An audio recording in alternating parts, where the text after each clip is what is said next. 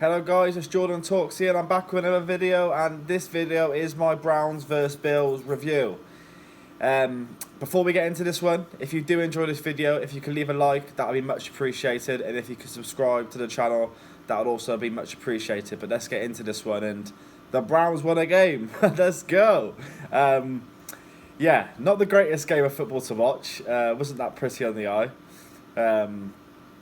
But yeah, the Browns got a win and won the ugly way, I suppose. It was a struggle for both offenses really to get going in certain stages of the game. There was a couple of drives where both offenses seemed to get it going, but they couldn't sustain that over the whole period of the game. But yeah, it was a game where the Browns win, and everyone's smiling. Only if we won last week, everything would be looking so much better right now, but you know, and that's football. So yeah, the Browns win, and the fourth quarter was when the game came alive, really, wasn't it? I mean, the second half of the fourth quarter, exchanging scores, back and forth, and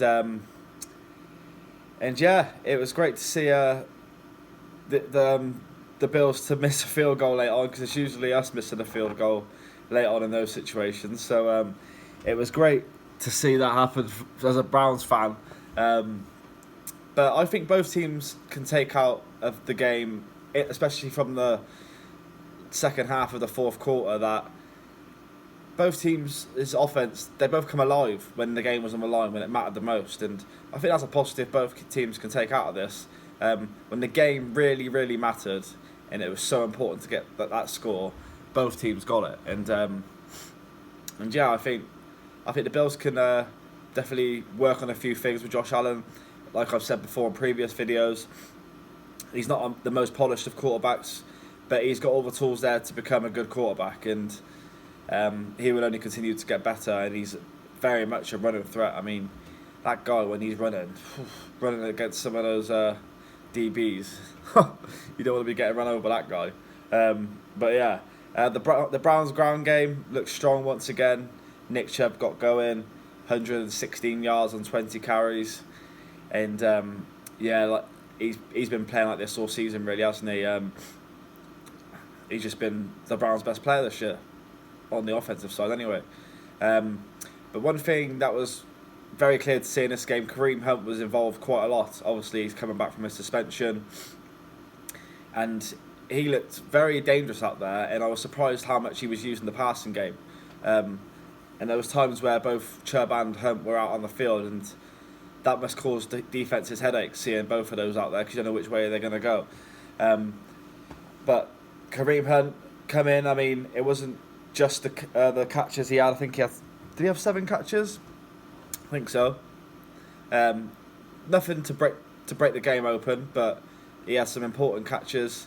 I think he had a third down conversion, which was quite important. But yeah. It wasn't just the passing game that he was so involved. When they wheeled both of them out, and they're both in the backfield, which must be a weird thing to see for a team. Usually you get a fullback in there with one of the running backs, but they're both in there, so either one of them could break loose they could break the game up with either one of them. But Kareem Hunt was a lead blocker on one of the Nick Chubb runs, and he absolutely nailed someone. So it's good to see him throwing effort out there, and see how much more involved he is in the offense on Thursday. Baker had a good game. His chemistry with Landry continues to blossom. Landry's just his guy, isn't it? I mean, it's so hard to break that to try and trust someone else. I mean, he has been chucking the ball to Odell a lot more over the last 2-3 weeks, but Landry's just his go-to guy. He just trusts him, and Odell Beckham is yet to gain that trust from Baker Mayfield, in my opinion.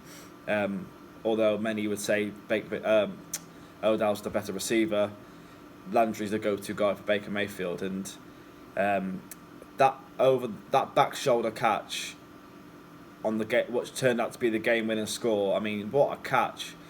To track that ball from looking one way to going the other, and then it's just in the basket. I mean, that was nasty. But yeah, that was quality. And one thing from this game, which everyone was talking about, is the Redzone struggles from the Browns. Now, I've been banging this drum for 6 weeks now. These red zone struggles are no joke. Something needs to change. The fact you can have 8 plays from the 1 yard line on that sequence and not punch the ball in is just astonishing to me. It's got to be harder not to score than it is to score in that situation. Am I just saying that? Or am I right there? Because you got 8 plays from the 1 yard line. 1 yard.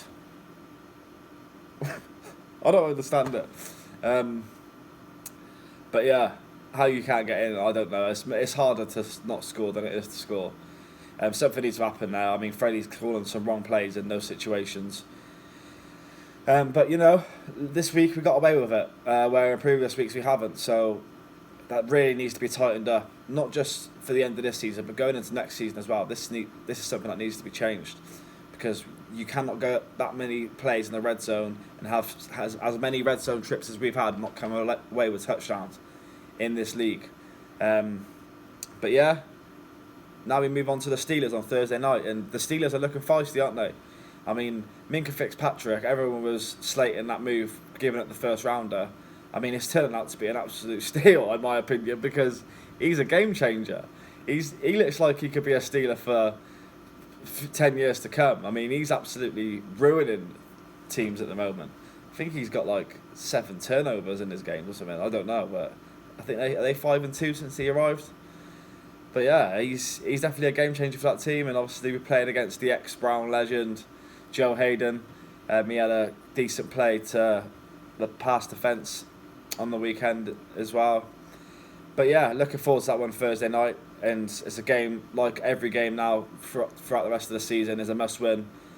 Any chance the Browns have gotten to go into the playoffs, we have to go 10-6 in my opinion. Maybe 9 wins we get into the playoffs, because teams in the playoff race in the AFC just seem to be losing. So yeah, we'll see how it happens Thursday night. I'm looking forward to that one, to be fair. I'm just hoping it's not your typical Thursday night rubbish game. And then yeah, we'll talk about that one later on in the week, I guess. So that's the end of the video. The Browns get the win. Let's go. And yeah, I'm actually coming into work on Monday with a smile on my face. So if you have enjoyed this video, if you could leave a like and subscribe to the channel, that would be great. Look out for my Week 10 review, which should be coming out tomorrow. Look out for that one. And then yeah, so until tomorrow, peace out.